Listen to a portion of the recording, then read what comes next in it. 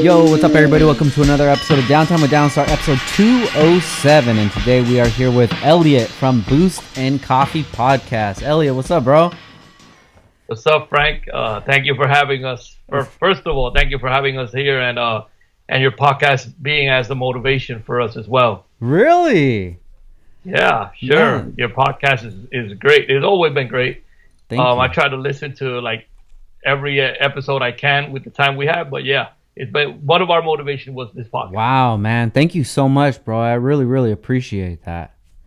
You know, when I saw that you were doing a podcast, any podcast in our demographic, it always catches my eye, you know? And then when I saw you were doing a podcast, I wanted to check it out. And then you sent me a picture that we took back at H Day. That was H Day. What, like 2014 or 2013, something like that, dude. So yeah, I recognize you now. I recognize your face from the meets, man. I always see you out there on the East Coast, but you're from Puerto Rico, right? Correct. Yeah. God, so you're out in Puerto Rico right now. Yeah, born and raised in Brooklyn, and spent most of my teenage years over here in Puerto Rico. And you know, Puerto Rico made me a man as it is. So I love it, man. Definitely want to dig into that. But if you can, just give us a quick breakdown of who you are and what you do. Well, for those that don't know me, there must be a lot of people. My name is Elliot Fraticelli. Other than being a host for the Boost and Coffee podcast, you know, we started with that a few months ago during pandemic times, like we say. I'm also ECU tuner, basically more for Hondas and Acuras, and also a performance part source, basically more majorly online for local to us in Puerto Rico people, and also people in any other part of the world that we could actually reach. Got you. And that's the let me try it. Kmandulos? You're right. There you go. Is it? Yeah. Kmandulos Motorsports. I love it, man. So what does that mean? Correct. It's quite a funny because we're from the south area of Puerto Rico, right? And we used to go race to the metro area, the capital area. Yeah. And we had all these beat up Acuras, you know, our cars were a little beat up. Yeah. Up there where people had like nice GSRs, Type Rs back then, Preludes, basically brand new EGs. We were always, and they were like saying, oh, these guys come with those Kmandulos cars, like all beat up cars.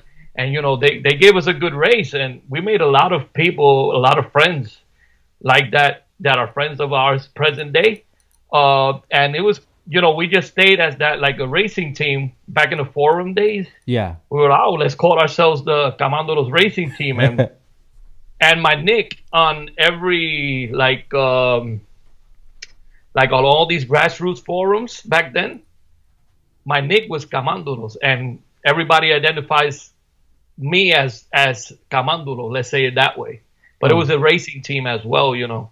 Got you. So when it came time that you wanted to open up a e-commerce shop, you went with that name? Oh, yeah, we stick to the name. We tried to change the Kmandulos racing team to not be like every racing team was named like the same, right? So we just put it like Team Kmandulos Motorsports, like 2004-ish. Yeah. And we stayed with it. After that, I started basically sourcing parts for shops in the B series swap era, and you know, everybody just knew me as that. If you didn't know me for like Elliot tuning, you probably know me as Kmandulos or something like that, or Los Kmandulos. This is like the whole group. Got you. Nice. So how many are in the group now? Right now, basically, we're still like tight, like as friends and stuff. Some of them just went to the ATVs. Others are like sold their projects, and they're like, you know, you get to be an adult, and other things are priorities. So, but they still support us. We stick together as we can.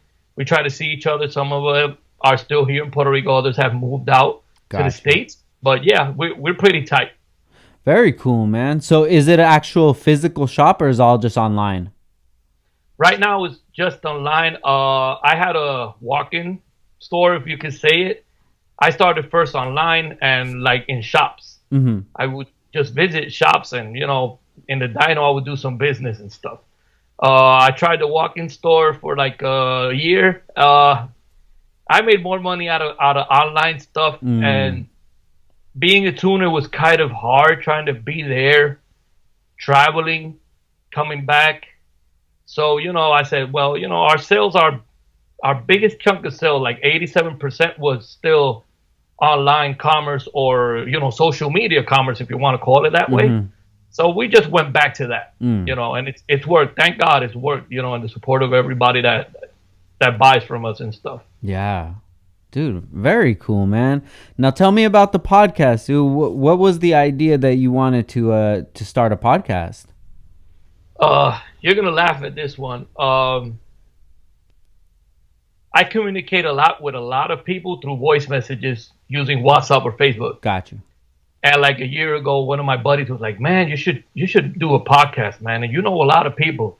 You know a lot of people in the States. You know a lot of people here." So I've been giving it a thought like for a year, but between all the part stuff, tuning, my kids, I have a kid that's in Taekwondo, and like we try to be in every activity he's at. I have a daughter that's a band. She's in a school band, and now she's in college. Okay. And we try to be there. Like it was pretty tough. I got a friend of mine that was saying like, "You're procrastinating too much," and I'm like, "You have to give me a break." We tried to launch a YouTube channel as well, and it was like tough. Coming the time of the pandemic, we're like, "Oh, well, now we have time. Now we have like the resources, so let's start it."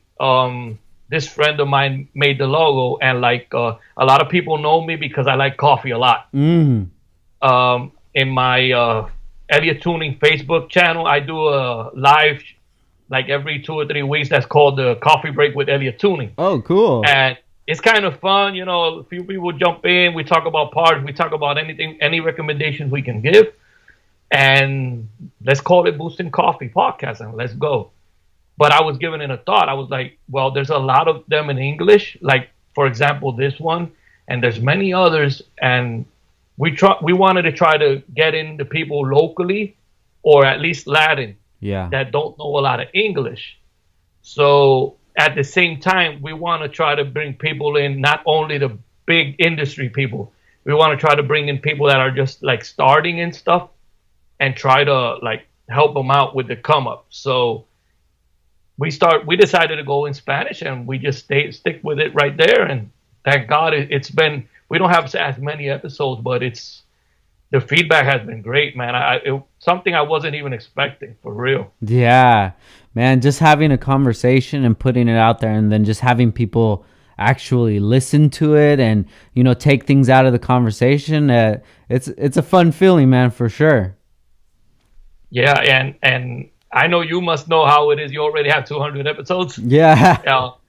I wasn't expecting really that feedback. And in the first episode, we had Alex Pagan from Humble Performance. Yeah. He grew up 2 towns away from where we at. We used to race in the streets. And I thought it was like, oh, some people's going to listen to it. And, a lot of people know him. A lot of people like him. All of a sudden, I start receiving messages from people from Chile, Colombia, Spain, Portugal. Oh, we like that podcast. Keep on going. I'm like, that was the first episode. Wow. And we just kept on, and every episode we find new people saying, wow, it's good. Keep them up. Try to do them more like weekly. Yeah. And I'm like, wow, I'm trying to do that, Frank, but it's been so hard. Yeah. I could imagine, man. So let's talk about that a little bit, because one of the things that makes a podcast successful is consistency, which it's a gift and a curse, because you have to make sure that you come out with an episode, and it makes it hard, man. So what are some of the roadblocks that you're hitting right now? In the first few weeks, I could say I had a person like to have at least an episode every week.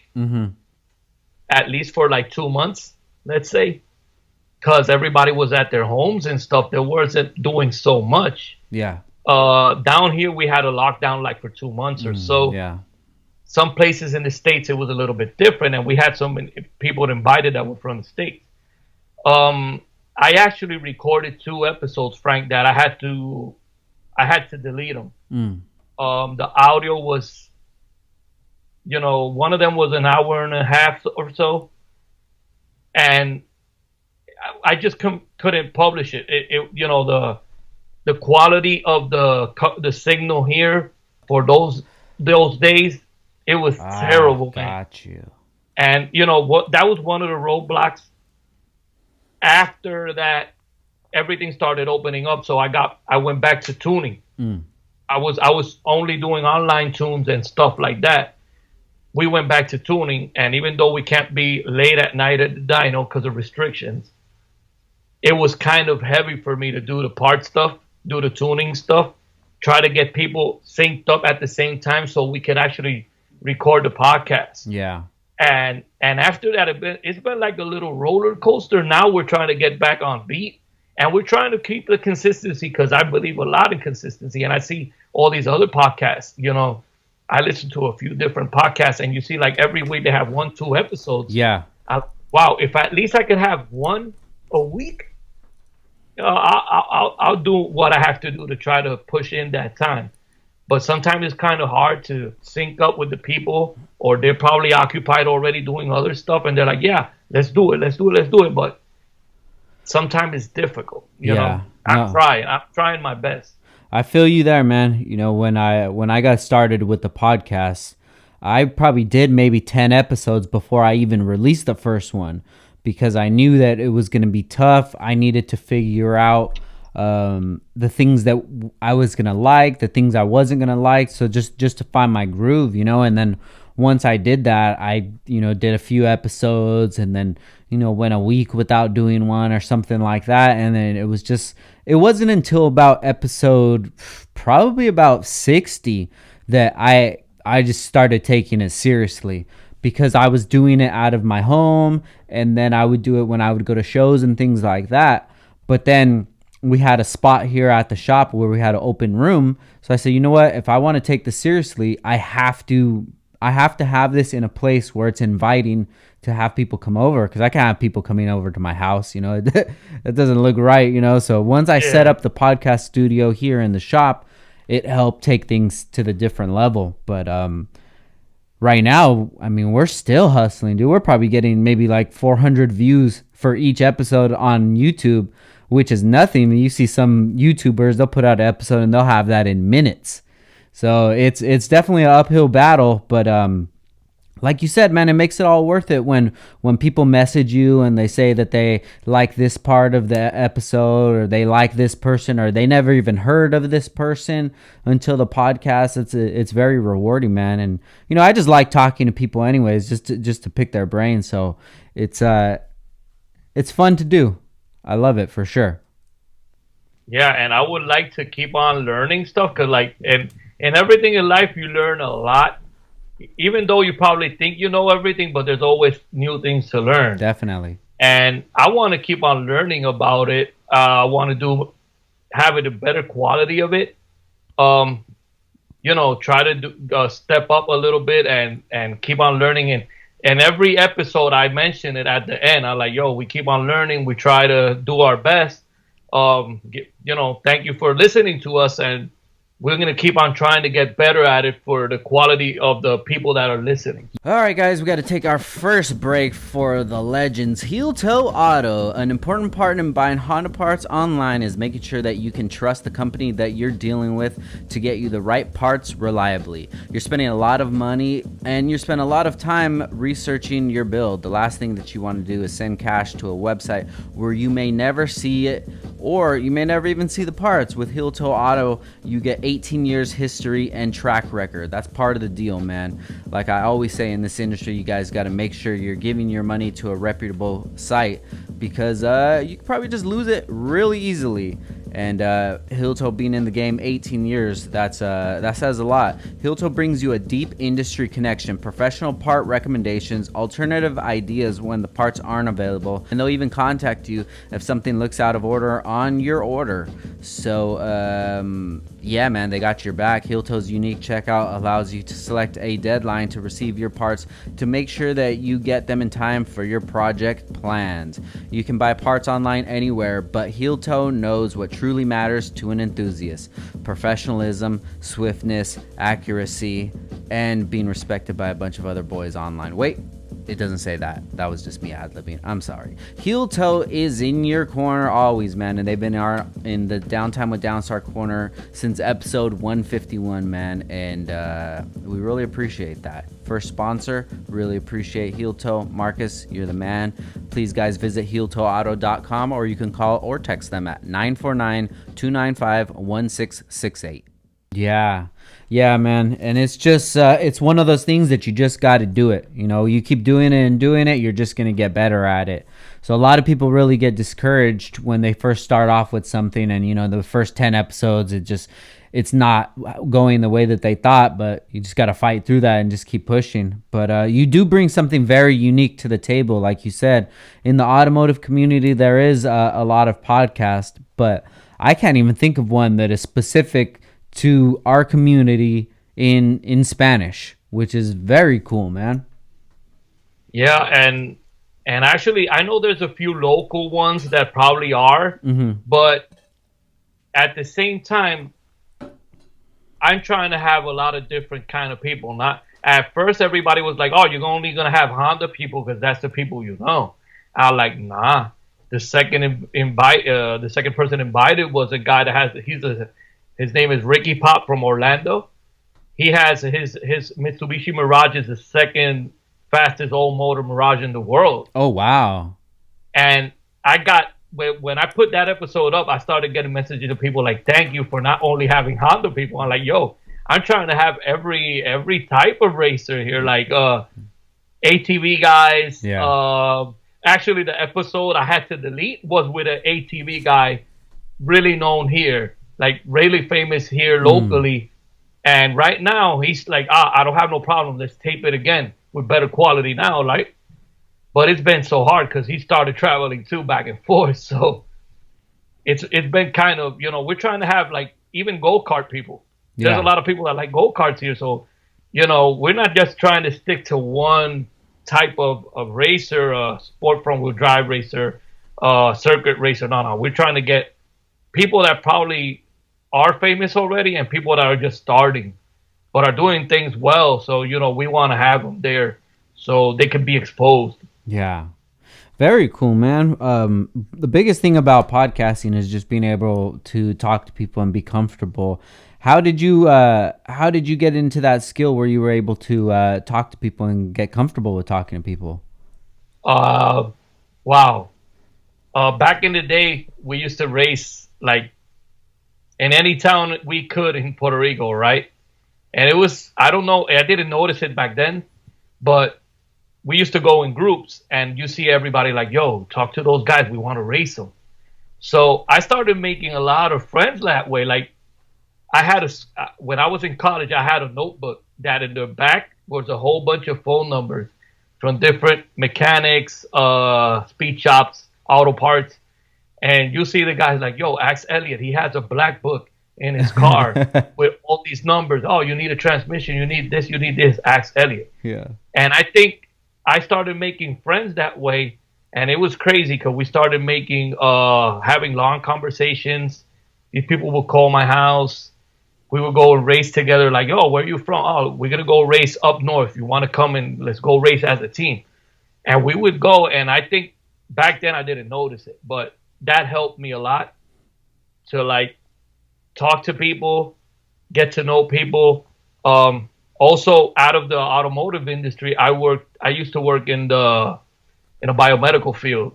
And I had to travel like to every hospital in Puerto Rico and clinic. So you had to know how to break the ice with these big administrators, with, you know, all these people, the finance guys. And I think that helped me as well to like break the ice with people and just keep on talking. And like, it's easy for us because we like cars. And, Yeah. if you're a show guy, like, I'll go to you and like, yo, what rims you have? Well, let me see your accessories. If you're a race guy, I'm going to ask you like, oh, what size is your turbo? And from there on, I keep on talking. Yeah. Hell yeah, man. So, how long have you been in Puerto Rico? I moved here in 92. Okay. I was about 12 years old. Uh-huh. I was born and raised in Brooklyn in the Park Slope area. I would say I was born and raised in Brooklyn / NYC in general. I had family in East New York. Yeah. I have family in Chelsea and Manhattan, and my dad still lives in the Bronx, so I would be in the Bronx as well. And I loved it, I loved it. Then in 92, we moved here, and I stayed with my mom here in Puerto Rico. And you've been there ever since? Yeah, in 2015, I got a job offer to work up in the East, in the Northeast, and I accepted it. So I was going back to New York. For health reasons, I ended up back here in Puerto Rico. Then I moved to Orlando myself. My family stayed here like for 9-10 months in 2016. And ever since, I've been here. I travel back and forth, but I've been here. I live here in the south area of Puerto Rico. So you spend time in Orlando as well? Oh, yeah. Orlando, up north, Jersey, Yeah. Acco, and all that. And yeah, but I spent basically the last few years, I've traveled more to Orlando and to as well New York and Maryland as well for, World Cup and all that. That's where I go to Orlando. At least this year I haven't gone, but I go to Orlando at least 2 to 3 times a year. Gotcha. Tune, see some friends, do some stuff, and do business, come back. Yeah. So when you go to these shows, is it just for pleasure? I would say I would go for pleasure and business, every time I travel, I don't say it out loud, but I always have a few customers like, yo, when you're coming back, I want you to tune my car again. Because I take care of a lot of them remotely, online. But some of them are like, yo, when you come back, can we go to the diner? I'm like, well, I'm going to be there for this show. I'm going to be there for FL2K. I'm going to be there for this. I'll take a few days. I'll do what I have to do, and then I'll go on and do whatever they want. The first times I went to H Day, Pan Am's, World Cup, I would say it was basically more work type because I was like doing more business than even sitting on the bleachers. Gotcha. Like the last 2 years, I've been able to sit on the bleachers and see the races and hang out with everybody. And, it's been great. It's sad that this year, World Cup's not going to be given, but there's the Hail Mary Derby. Yeah. We still don't know what. A lot of our friends are like, are we going? I know. I wanted to go, man. I really wanted to go to World Cup. I've still never been to this day because World Cup always falls on the same weekend or very close to SEMA. And I don't have to go to SEMA, but I kind of do. It's just the marketing opportunities and the network opportunities are, so much larger for my demographic at SEMA than it would be for World Cup. But I wanted to make it out there this year. But I was even thinking about going to that.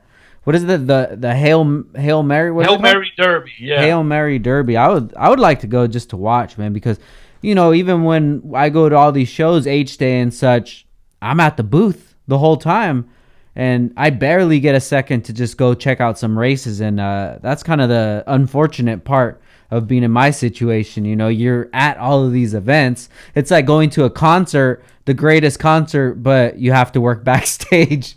You have to work backstage, or you have to work in a ticket booth. Yeah.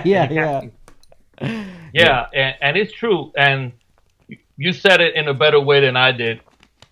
I would say at some of these events, I go for like business, but the network opportunities that you have, like I said, 2 or 3 years ago, I met you in H Day. In that same trip, I met so many industry people that I've only talked with through Facebook or Instagram. Nowadays, there's people that I do business with like every week, to not say every day, and it's crazy. It's good. You get to know, put names to people's faces, and at the same time you do business, or like you said, you do marketing. I think it was last year or 2 years ago, Jeremy from Drag Cartel told me the same thing. He's like, why don't you come to SEMA, and the week after you go to Merlin? Yeah. I'm like, wow, that would be a good idea, but I never got to do it. You know, in the last few years, I never had the opportunity to do it. So I'll just get on a plane and go straight to Maryland. Yeah. I mean, that's what everybody always tries to do. But, bro, SEMA is rough, man. And then it seems like every year, the World Cup, it just, they add an extra day on. Or, we're starting Tuesday to Sunday. What the fuck? But, yeah, I always wanted to make that trip. But I never made it. Do you have any other events coming this year that you're going to go to? We're still considering FL2K. That's like in 2 weeks. Sadly, SEMA ain't going to be happening, so I can't do that. We're still thinking about Hail Mary Derby. And I would say with that, there's nothing else for this year. Yeah. But with all this COVID stuff, everybody was like scared. But anyways, like 2 or 3 days ago, I was talking to a friend. I'm like, man, tickets are cheap. Anywhere you want to go in the States, tickets are cheap. He's like, I want to go to Colorado. I'm like, oh, all right. I've never been to LA, Frank. I want to go to LA. And he's like, oh, you go. So, again, I was telling that to Jeremy from Drag Cartel. He's like, well, bro, this is not the smartest time to come here right now, man. And I think I mentioned it too to somebody of mine that's near Sheepy down there, Murrieta. And he's like, bro, you could come, but there's not a lot of stuff you're going to be able to do. Yeah. Yeah, definitely. Unless you had a certain destination that you wanted to go. But right now is not the best representation of California. It's so weird right now, man. And everything is just so political. And you don't know what the hell is even going on. 1 week it'll be one way. The next week it'll be another. Who knows what would happen if you land here, then you have to quarantine or something. I don't know what the fuck's going on, man. So I'm really not trying to fly anywhere until after the election, because I know after the election things are going to change. Yeah. But I don't know how people are going to mess around with, because at least when we travel to Maryland, we travel through DC. And we got to get out of in the airport and drive through some of these areas where, and I'm like, wow, those days, like the election, the Maryland event is like the 4th and the 5th of November. I'm like, oh shit, how are we going to do that? Like, look, last year, the Washington Nationals won. Yeah. It was like on a Wednesday. We traveled on Thursday. Frank, all the trips to Maryland for me have a something special goes on, but for the wrong. Yeah. So we had to sleep in the airport because they closed down the car rental. And we slept on the floor in the airport, me and the engine builder that works with us. Oh, wow. And when we got finally our car, people were still celebrating at 5:30 in the morning. Oh, the Washington Nationals won. And they were jumping all around and the cops behind them and stuff. I'm like, I don't want to imagine an election. Oh, dude. Especially this election right now, man. I don't think it's going to go good either way, bro. I think that we're in for some trouble coming up early next year for sure, man. And that's kind of scary because you're like, I can't imagine a lot of people like, oh, let's go to what was going to be World Cup. And all of a sudden we go into Washington, D.C. and like, what happened here? Like, oh, wow. Now that you say that, dude, I never even really put 2 and 2 together, but that could definitely cause some issues because, yeah, it's right there by DC. Yeah, and you want to know why I bring out the topic? I didn't even think about that. Days ago, I was talking to my wife, and she was asking me, like, what you going to do this year? Are you going to stay here? Are you going to go? I don't know. And she's like, the elections are going to be those same days, right? I'm like, she follows the World Cup page in Instagram. So yeah. I'm like, damn. And she said, remember, you guys always land at Ronald Reagan Airport. I'm like, that's going to be Like the track is like in Amish country. Yeah, yeah, yeah. It's far, but still you have to land and you have to leave through DC. And Yeah. like at least us, Yeah. because Baltimore's a little bit more farther away. I was Gotcha. like, well, I could travel to Newark or Philly, and we drive down. Mm-hmm. I got customers and friends down there that are, oh, look, we could stay probably one day and go with them because they always go to the event. Yeah. So we could stay in a hotel or Airbnb or something and meet up and go and drive down. I've done the drive a few times from New York. It's like 5 hours, Yeah, yeah, yeah. but we still have to pass by Washington D.C. to get to the track. You know? Yeah. Man, I don't know. It seems like this year's a wrap, bro. I think it's And you want to know what's funny? At least for us, Frank. Starting the year here, we got hit by a whole bunch of earthquakes. yeah, man. Let's talk about that, bro. Puerto Rico has been the site for a lot of natural disasters lately, dude. What's it been like going through all that? Well, 2 years ago, almost three, we got hit by Hurricane Maria. That was crazy. A lot of people lost their houses, even lost their lives to an extent. Pretty sad, you know. Yeah. At least where I live, we didn't have electricity until like February, and that was in September. Like the anniversary was in these days. Wait, Yeah. so from September to February, no electricity. No electricity. What the hell? The water came back in December. I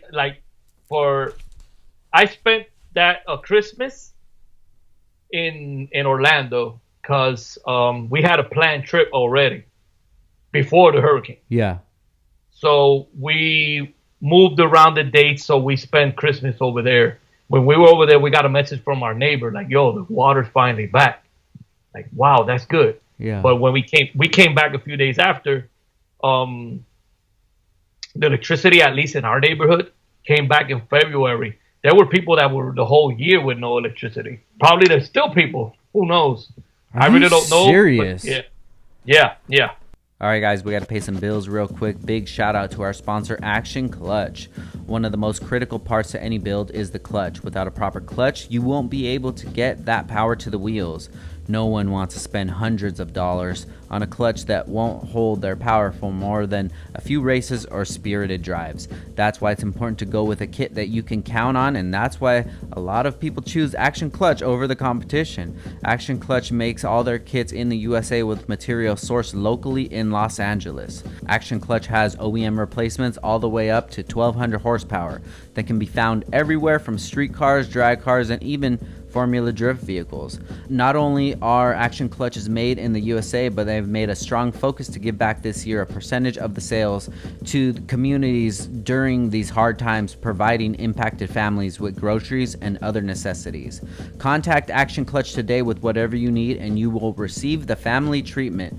Guys, please make sure you guys check out Action Clutch at actionclutch.com. And if you don't see what you need there, you can always shoot them a DM on Instagram at Action Clutch, or you can give them a call at 323-269-6051 or email them sales at actionclutch.com. And whatever you need, they will get you guys taken care of and they'll give you the family treatment. Now back to the show.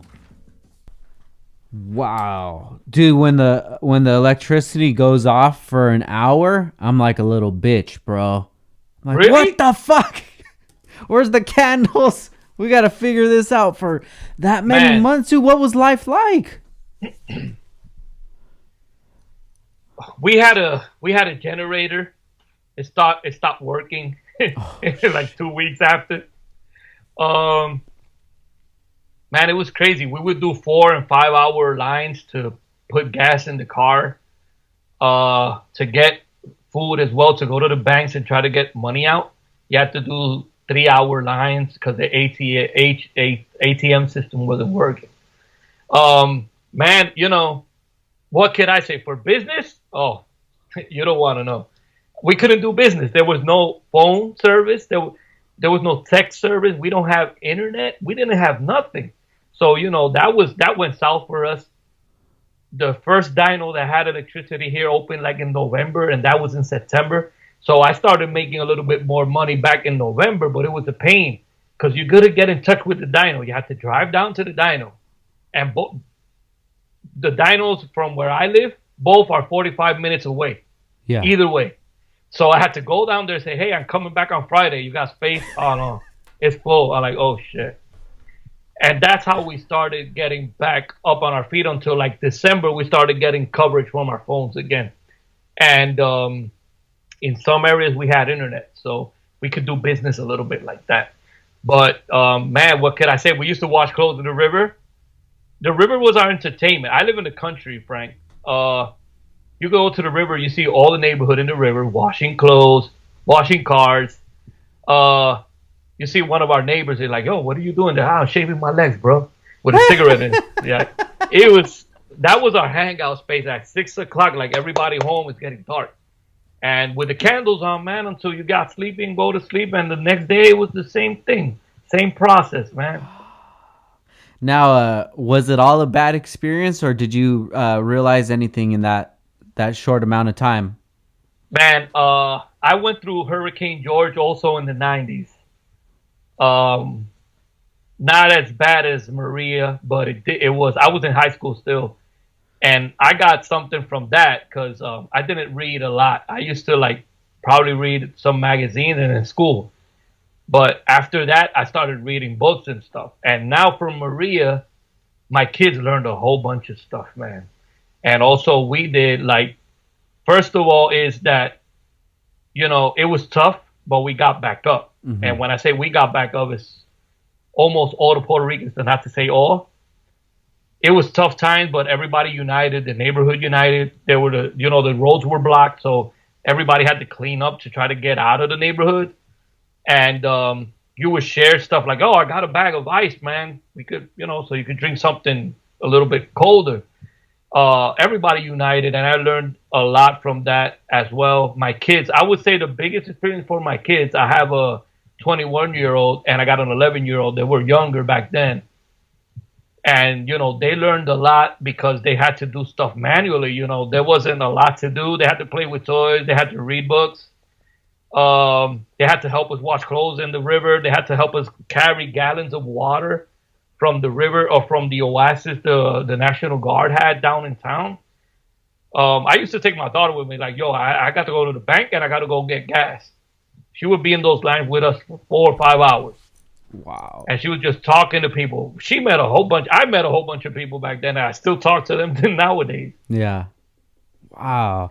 So then fast forward to the earthquake, man. What was that like? They started happening like the day after Three Kings Day. That's the 7th of January. Over here in Puerto Rico, we still celebrate Three Kings Day a lot. What is that? Yeah, over here, the Three Kings, if you follow the Bible, some people don't, so I can't, right? The Three Kings they took gifts to Jesus. So over here, they celebrate it still. Like, our Christmas is longer than you guys. Our kids don't go back to school like after Three Kings Day, and the Three Kings Day is the 6th of January. Oh, wow. So our Christmas is long, man. You guys go back to school the 2nd. Yeah. So here they celebrate Three Kings Day. We give gifts to the kids as well. And Christmas is like, let's say, an American tradition, but we also give gifts. Mm-hmm. So I think we got an earthquake the same day of Three Kings. I'm not sure of the date, but it was like early 4 in the morning, Frank, 3 in the morning. Nobody was used to that here. We got hurricanes, we got storms, we know all that. My wife didn't want to go to California because of that. We're like, let's go to California. I'm like, no, because the earthquakes. I'm like, oh yeah, you're gonna get it. Now she's used to them. Yeah. So we got the first earthquake. It was sad because I live in the southeastern area of Puerto Rico. What a lot of people call the piñata. Because this is the area where most got hit. We felt them really hard down here. The houses fell, walls cracked, businesses went down. And the first one was scary. After that, we kept on getting replicas, 4.0s, 3.0s, some 5s. Like every week we started getting hit. I'm not feeling this. Some places with no electricity for a few weeks, people losing their houses. people living in tents in you would go pass by a street and you see people living in tents because they didn't want to go into their houses or they lost their houses. It was crazy, man. And we still get a few of them like momentarily, but from like 2020 for Puerto Rico hasn't been good at all. Like we got hit by the earthquakes basically in January, February. Comes COVID. Mm-hmm. Comes COVID, and now everybody has to be inside their houses. When if a earthquake happens, you should go out. It's been a hard year, really hard year for Puerto Rico itself, and everybody in the world because COVID has hit everybody. But the earthquakes here, like we were just finally getting back on our feet from Maria, and all of a sudden, here comes the earthquakes. Wow, what does that do for the morale of the island, man? In Maria, we had a lot of people that moved out. They went to the States. Some of them stayed. A lot of them stayed. Others came back probably after they got back on their feet or they got their jobs back here. But many of them just stayed over there, man. Like you go to Kissimmee and Orlando, there's a lot, Jersey. After the earthquakes, it was worse. Like there's a lot of people here that are true spirited. They're like, oh, we'll get back on our feet, and that's good. But other people's like, yo, we can get back on our feet, but I had to feed my kids. I had to do my stuff. I had to keep on paying my bills because they're not going to cut my bills. So they've been, man, they've been going back to the States, and we try to survive here as we can and trying to get everything back up as we knew it, and hopefully not get hit by any other big ass earthquake like we did. But yeah, it hasn't been easy for sure. I bet, man. Do you guys ever think about relocating back to the States or to the mainland? It's funny you asked that. I always tell people in Spanish that I have a foot more over there than here. My daughter graduated in 2017 of high school, and I always wanted her to finish school here. Like as I said, I got a job offer in 2015 to work in the Northeast in a tuning and performance parts facility. Mm-hmm. Our plan was going to let her finish their high school. I was going to be over there 2 years alone, basically from 2016-ish to 2017-ish. And she would decide if she stayed here and go to college here or go over there in New York. I accepted it. I loved the job. I loved the company. I had no bad thing to say about them. But I got sick. Like, Frank, I say physically and mentally sick. I can't deal with the cold like I used to deal with. And it was crazy because, like, I would work 5 days and I would be the weekend sick and go back on Monday and get sick again. And I couldn't deal with the cold. At the same time, I grew up in New York, and my mom passed away in late 2014. And I couldn't bear the idea of me being in the same city where I grew up with my mom, listening to my kid crying on the phone like, Dad, I want you to come back. Yeah. And it slammed me against the floor. It served as motivation for me. But at a certain point, I was like, let me go back. Let me go back to Puerto Rico. Let me try to get my business back up. And let's go to plan B. Yeah. And I talked to the owner of the company, great person. And he's like, yeah, like, and the good thing is I liked what I was doing. I was messing around with tuning and parts. And this is it's a company that everybody knows in the East. And I was like, man, I'm working with one of the best companies. I'm okay. I'm getting paid enough. They treat me well. I'm going to stay in this because I dreamed about this. I didn't work full time, never in something like that until 2014. So I'm like, man, this is living the dream. I'm going to stay here. I'm going to do what I have to do. I'm going to get my family here. And that's it. But it didn't go as I planned. It's just like God had some other plan for me. Yeah. So you were at the shop doing tuning? Tuning and parts as well. Like basically the same thing I do here. At the same time, I was technical support because they sell a lot of products that have to do with tuning and do it yourself tuning. So I believe, like, I traveled a few times. I met this person. We talked a lot in the events, and he's like, I need a person. I'm in New York. I need a person that's Spanish, that knows Spanish, that could relate to all the Puerto Rican, Dominican, Mexicans, or all nationalities at the same time. It helped me bring my business to another level. Mm-hmm. And I was like, yo, I'm freelancing. I'm working for myself in Puerto Rico. I'll go to Orlando and do some stuff. And he's like, I'm going to give you a job offer. I'm like, what's up? He's like, this is what you're going to get paid. This is what you need to do. English, Spanish. You're going to be doing some tuning. You're going to be doing this. You're going to go to all the events that I need you to go, so they could put a face to the Spanish people here. I was living in the Bronx, so I was already connected with all the Puerto Ricans and all Dominicans there. So it was a win-win situation for both, man. Sometimes I look back and I'm like, wow, what would have happened? I would have stayed. Yeah. The good thing is I have an awesome communication with this person nowadays. I do a lot of business with him. He's always looking out like, yo, you all right? You good? How's your family? How's your kids? I'm like, yo, I'm happy for what you're doing for yourself. But yeah, we thought about relocating. Like I said, in 2016, I was almost 10 months in Orlando. Right now, I think if we relocated, it'll probably be to Florida, most likely. My wife has family in Florida. Got you. I got a few cousins and stuff mixed around between the north and, Florida's big. We still think about it, man. Thank God I do a lot of business over there. And we still give it a thought, but, right now we're just here trying to survive and doing our stuff. We're doing tuning, doing sales. That's what we're trying to do here. And our family, right now, they're not going to school. So they have online school, both kids. My daughter that's in college, and my kid. Hope you guys are enjoying the podcast. We need to take a quick break for our sponsor, Manscape. Support for Downtime with Downstar is brought to you by Manscape. Do you guys like when I do my voice like that, or should I do a little more monotone? Who is the best in men's below-the-waist grooming? I kind of like it the second way. Manscape offers precision-engineered tools for your family jewels. Manscape just launched in the UK, which is pretty sick.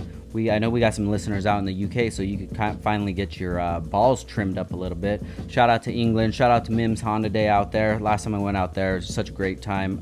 Shout out to Nando's and the Peri Peri sauce. I remember when I was out in the UK, I didn't even have a Lawnmower 3.0 at that time. I wish I did, because I was just using like one of the disposable razors that they had at this little hotel. And if you've never been to the UK, everything is a lot different out there, especially the razors. I ended up nicking up my balls a little bit, and then I had to explain it to my wife when I came home. But pretty stoked that Manscaped is available in the UK now, so we don't have to have those uncomfortable conversations anymore. That's why Manscaped has redesigned the electric trimmer. The Manscaped engineered team has perfected the greatest ball hair trimmer ever created and just released the new and improved Lawnmower 3.0 in the UK. So like I said, guys, if you're in the UK, you get this bad boy right here. Listen to this. Ladies, if you're listening, I know it sounds like something. Maybe you could use this too. Trim it up a little bit. You can, it has different settings, or you can go straight up raw if you want. When I tell you this is a premium product, I mean it is premium. The battery will last up to 90 minutes, so you can take a longer shave. Look, guys, if you're shaving for 90 minutes, I think that you're gonna have a lot more problems on your head. But it's pretty dope. This even has a light on it, so you can shave for 90 minutes in the complete dark. Waterproof technology. You could take a 90-minute shower in the dark with the Lawnmower 3.0. Make sure you guys check it out.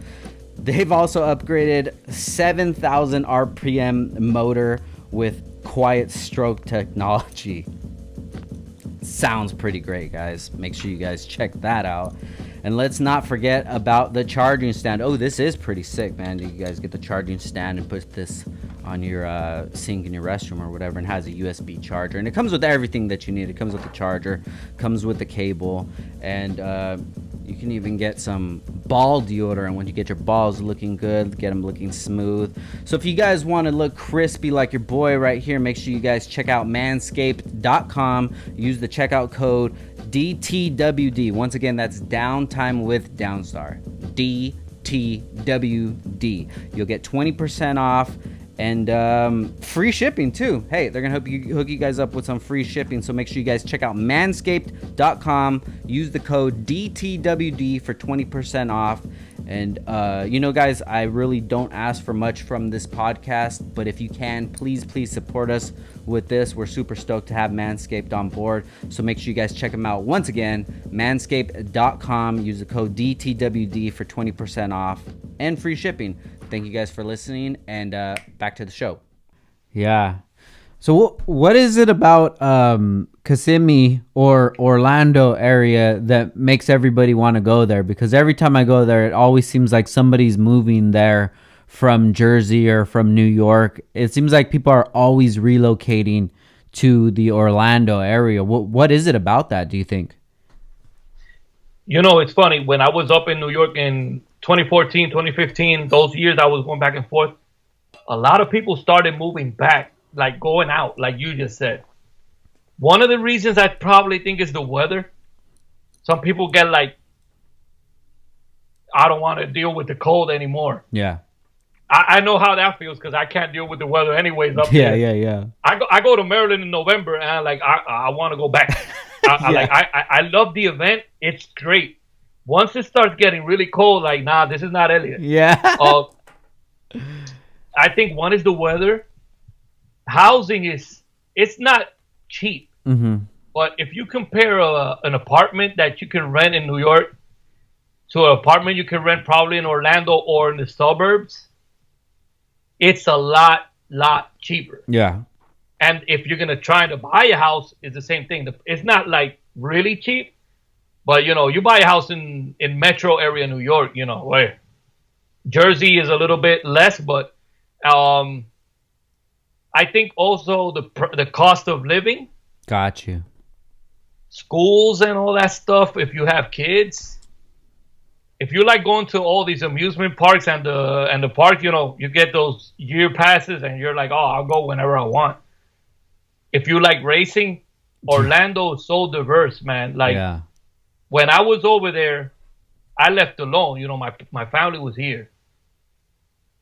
It was crazy. Like, we would go to Testing Tunes on Wednesday on drag.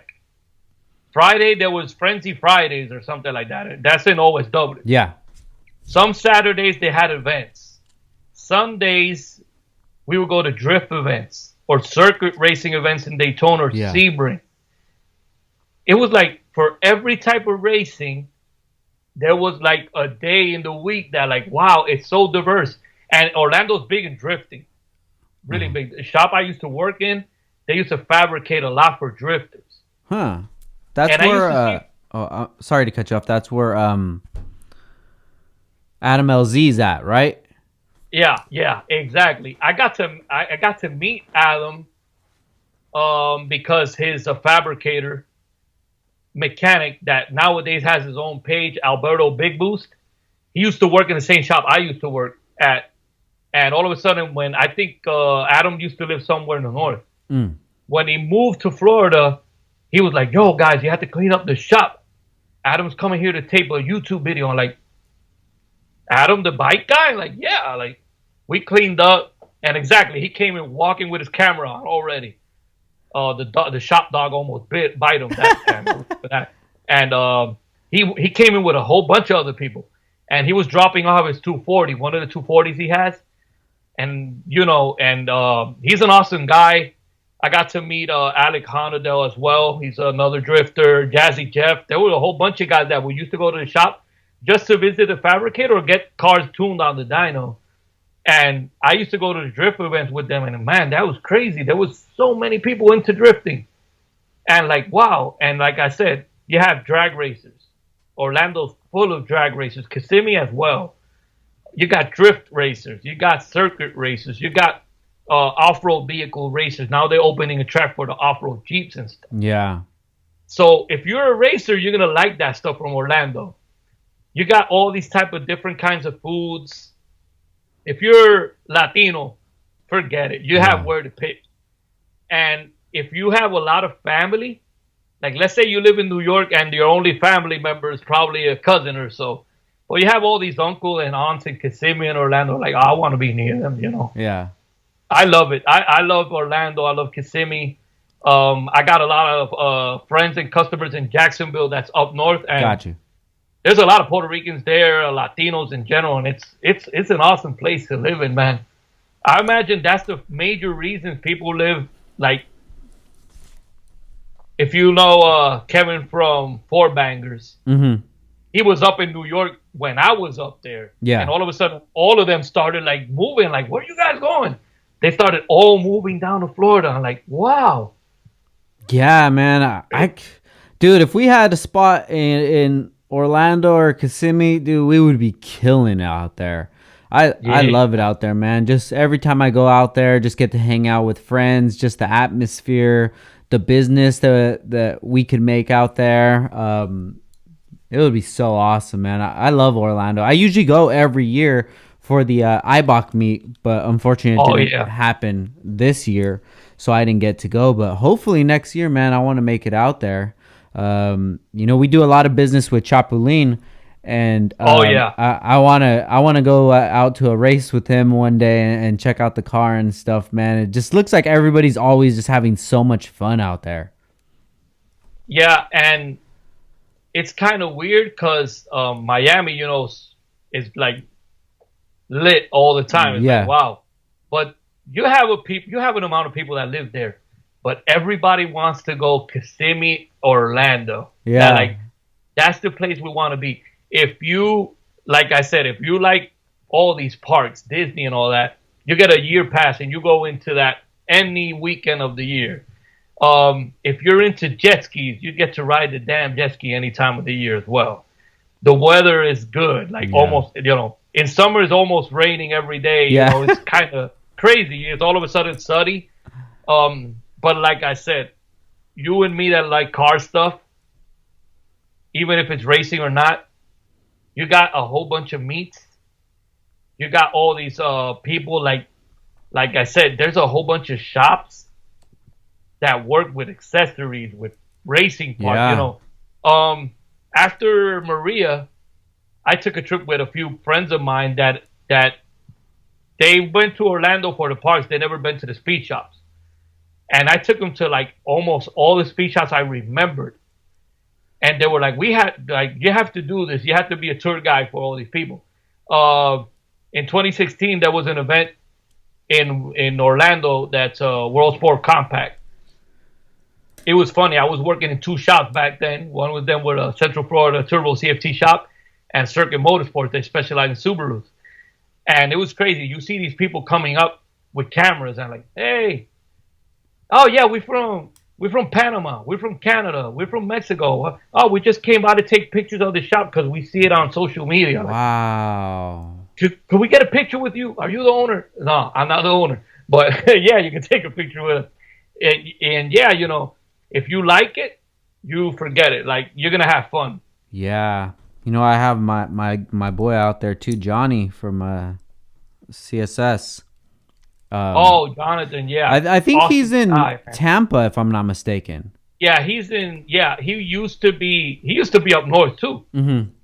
I remember that. I met him, I think, in Englishtown. Mm-hmm. When Englishtown was still a track. Great guy, awesome dude. I think he's near Tampa. Last year in World Cup, I talked to him a little bit. But I think he's in an Enemy Creations or something.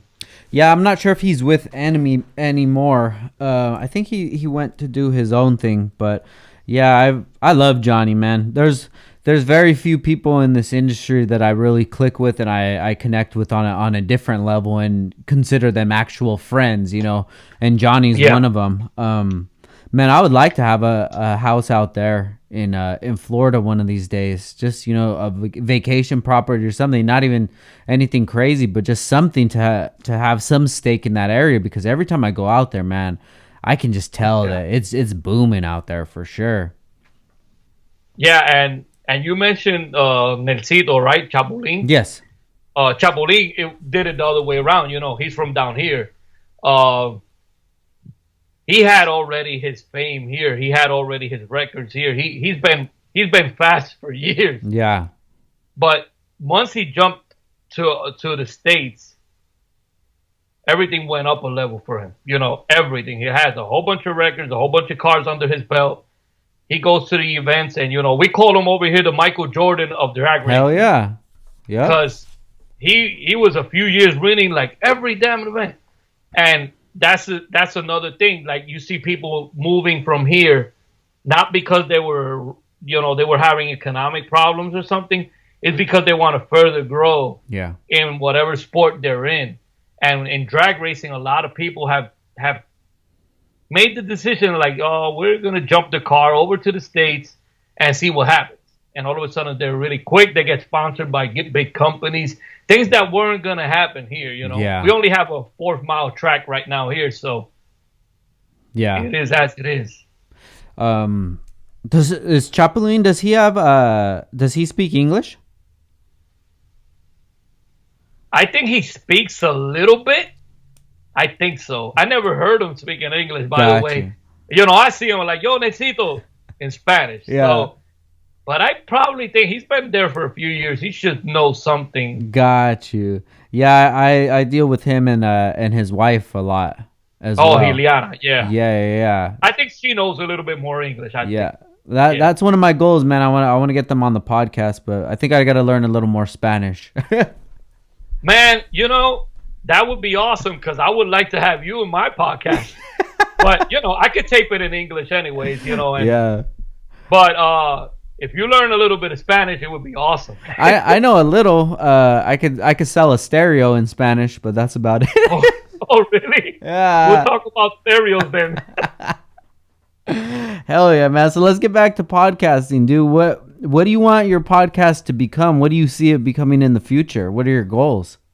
Man, right now my podcast is only audio. Yeah.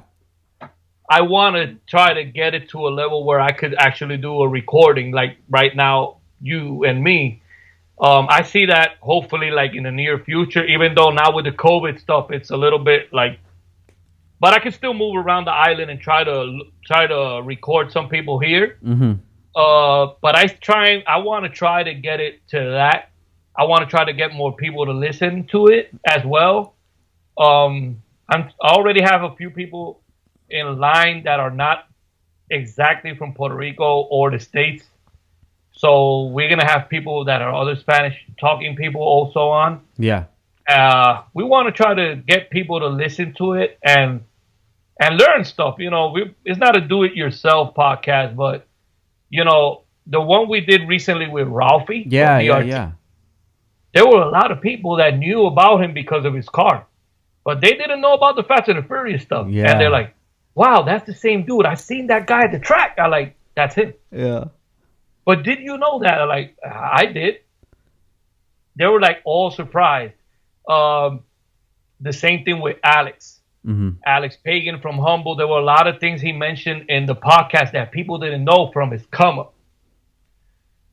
We had another guy that's called Polluelo. He has a yellow Acura Integra. It's one of the quickest. I think it's the quickest Acura right now in the world. Oh, wow. The car's out in the States. I know Polluelo from the street racing days. I used to street race with all his people. And there were a lot of people that didn't know stuff about him. And they also were like, wow, we're surprised how humble this guy is. This guy has a 7-second car. Like, you know. And we want to try to get people to also, like I said, people that are not probably too famous but are in the come up and are doing good things in their come up, so people could actually know them and get them exposed. Like, yeah. I'm a tuner. I come from the post-social media days. It was word of mouth. It wasn't so easy. And the parts thing as well. It wasn't so easy when it was just forums and word, you know, word to, like, it wasn't like that. I would like to have people have a better chance at getting their stuff, their businesses, or whatever they do. They're fabricators, they're tuners, they're car drivers, they're go-karters. People to know them. So that's why I want to mix, like, I want to put a person that a lot of people know, and I want to put a person that not a lot of people know. So in the between, they can, you know, it would be nice. Hopefully I could get it to that. I had to buy equipment and all that stuff, but I want to get it to that level. All right, guys, we got to take a break for our newest sponsor, Aeromotive. Piecing together the fuel system for your build can be a difficult task. Luckily, Aeromotive has your back with everything from replacement fuel pumps to fuel systems that will support 3,000 horsepower. Aeromotive engineers have developed a solution for your build regardless of the power level. If you're looking to make a switch over to E85, they have every part you need to build the system that will be there when you need it the most. Need a custom fuel system for your daily that turned into a project car? No problem, dude. How much times does that happen? It's almost even happened with my M8. That's the daily, and it almost turned into a race car, man. If you guys go to aeromotiveinc.com, you can check out some of their newest items, such as the brushless pump line. It's quieter, less heat, up to 3,000 horsepower, and they have some that'll do 10 gallons per minute. Pretty crazy, man. They also have the Stealth 340, which is the top selling fuel pump, and it's for your highest horsepower builds, which you'll get 700 horsepower for an EFI setup or 1,000 for a carb. And if you need something way crazier than that, they have a customization shop where they have fuel solutions for any build, man. You guys just hit them up and let them know what your specs are, and they'll put something together for you. And if you're on the more serious tip, such as pro drifter Matt Field, you can check out their rebuild program, where when you're on your off season, you send all your stuff to them. They'll get it rebuilt for you. Super stoked to have Aeromotive on as a sponsor, so make sure you guys check them out at aeromotiveinc.com, and if you use code DTWD upon checkout, you get 10% off. Once again, that's aeromotiveinc.com, and if you use checkout code DTWD, 10% off. Back to the show, guys. Dude, hell yeah. Elliot, man, if you need anything, bro, please let me know. I'm always here to help. You know, it really excites me to see other podcasts in our space, and anything I could ever do to help you out, man, please just let me know. I appreciate it a lot. And I really thank you for that, because, you know, a lot of times when you start something, you get people that want to help, but at the same time, you get people that don't want to help. Yeah. You know, I've seen that firsthand with my other two operations, and, you know, I always appreciate the people that say, hey, I want to help you. Yeah. Do it this way. Oh, yeah, over here. Yo, do it this way. I appreciate that a lot, Frank. And, you know, I'm gonna contact you for sure, because, you know, I'm in baby steps. I'm not a pro. I'm learning.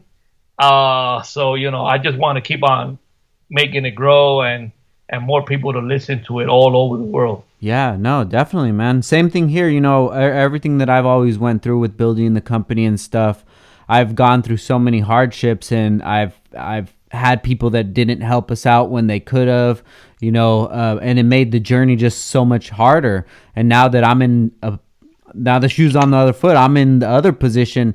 Now I want to be that person that nobody was to me. I want to be the person that helps people out, and that, you know, gives advice whenever, you know, I don't know everything, but I know what I've done in the last 207 episodes. So I can let you know what I've done through that journey. And if anything that I've done is able to help you out along your journey, that brings me satisfaction, you know?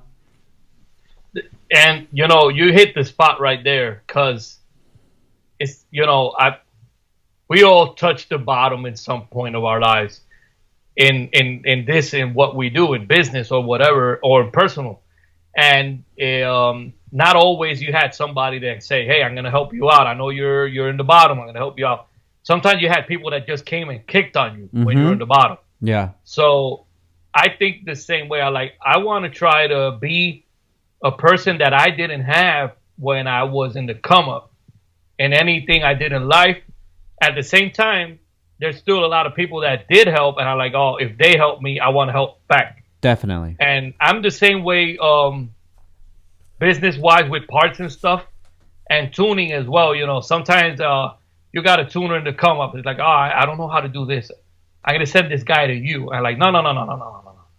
We're gonna try to figure it out.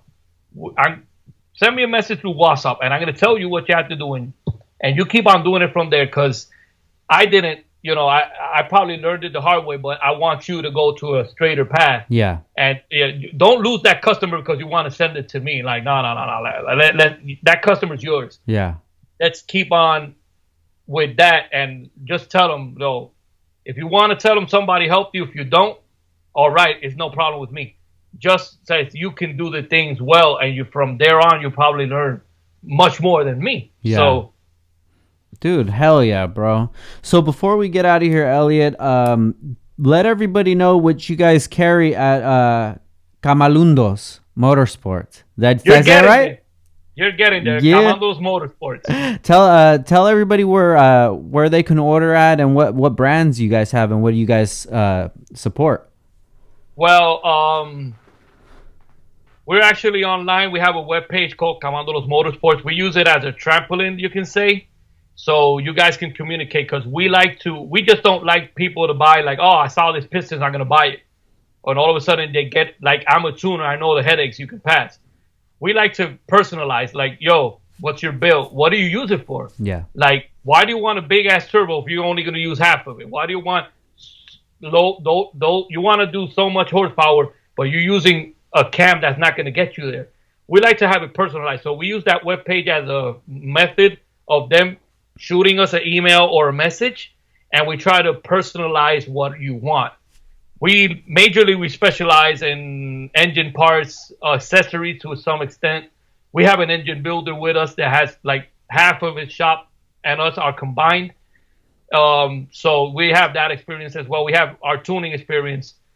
We both sell to, regardless if you tune or build your engines with us, we sell you the parts. We give you the combinations if it was for us. Gotcha. Man, we work Speed Factory, Drag Cartel, Fuel Injector Clinic, Yellow Speed Racing, BC Racing, Coilovers, Cometic, Wiseco, Whitfield Manufacturing, Ejector Dynamics, Honda, K-Tuner, K-Tune, Hybrid. Yo, almost all the major parts out there, man. Clutches, Action Clutch we got on board too. Great people. We got competition, Clutch Masters, forget it. You just write us a message and we'll tell you, yeah, we carry that brand. We can get it delivered to you straight to your shop or at your house. I love it, man. Now, if somebody wants to listen to the podcast, Boosting Coffee Podcast, where can they listen to it at? Oh, yeah. We got, we're taping it through Anchor. Okay. And in Anchor, we got Spotify, Apple Podcasts, Google, I think Podcasts, something like that. Mm-hmm. There's one I still haven't gotten to add, but I had to check out. SoundCloud? I think it's SoundCloud. Yeah, SoundCloud. For some reason, I have to try to break, but you can listen to the podcast there. We have an Instagram. We have a Facebook page, Boosting Coffee Podcast. The links, every time an episode's out, the link's there. So, we try to get the links there. We're going to try to see what happening that we can't get on SoundCloud. But, yeah, that's majorly where you can find us, Boosting Coffee Podcast, either on Facebook or on Instagram. Awesome, bro. Elliot, such a good time to talk to you, man. I know we've met a few times, and I've seen you around, but it's just good to sit down and hear your story and hear where you've come from, bro. And it's inspiring, man. And like I said, any help you need with the podcast, please let me know. I would like to thank you a lot. I would like to thank you for this product that you're taking out on your company.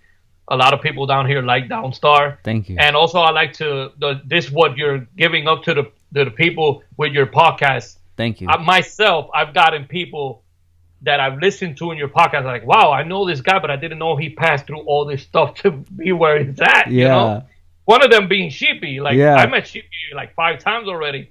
And I didn't know all that story. I'm like, wow, it's incredible, Yeah. Thank you for that, really. Of course, and man. all of us have a backstory, so. Well, man, thank you, dude. You're providing the same platform that I am, and for a demographic that unfortunately I can't reach right now. So it's going to be awesome to see that grow. And I would definitely recommend you adding both Spanish and English to it, because that will just help it grow. But you do have something to offer the Latin community, and that's great for sure, man. Yeah, and hopefully, we keep on growing. And like I said, I'm open to having like both languages. If the person could say at least one thing in Spanish, it would be great. At least the end of it, like, oh yeah, Mi nombre es Frankie. Thank you. Yeah. They taught me this in school. Mis piquetes de moscas es más grande de tus chichis. I don't know what that means, but. You don't know what it means? Hit me a message when this ends and I'll tell you what it means. Hell yeah, man. Elliot, thank you so much for your time, brother. I appreciate it. Thank you, man. Awesome. Thank you a lot, and keep on going, man. Thank you, Frank. Likewise, brother. And thank you guys all for listening. Huge shout out to our sponsors, Heel Toe Automotive. Been around since 2002, supplying you guys with your Honda parts. If you listen to the commercial, you know how to get hooked up by Heel Toe. Make sure you guys check them out at heeltoeauto.com or on Instagram at Heel Toe Automotive. And then our next sponsor is Action Clutch, available at Kmandulos Motorsports. Hit them up. You guys go get your Action Clutch through them. They have clutches made in the U.S., made in L.A., and they can handle up to 1,200 horsepower. So make sure you guys check them out at actionclutch.com or on Instagram at Action Clutch. And our newest sponsor, Manscaped. Make sure you guys check out Manscaped at manscaped.com or on Instagram at Manscaped. Give your pubes a little trim, man. You're looking like shit, and maybe you should do it for your lady, bro, because she hates to have hair in her mouth. So make sure you guys check them out. Use the code DTWD for 20% off. And please check out Boost and Coffee podcast. I'm looking forward to the success of this, man. Elliot, I wish you the best, brother. Thank you a lot, brother. Take care, man. And God bless all your family as well. And that baby is on the way. Thank you, brother. Same to you, man. Guys, this is Downtime with Downstar, episode 207, and we're out. Peace.